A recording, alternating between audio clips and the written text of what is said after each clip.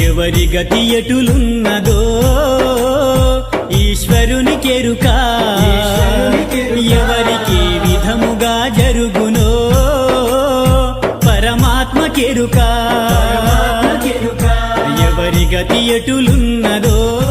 ఈశ్వరునికెరుక ఎవరికి విధముగా జరుగునో పరమాత్మకెరుక ఎవరి స్థితి ఎటులున్నదో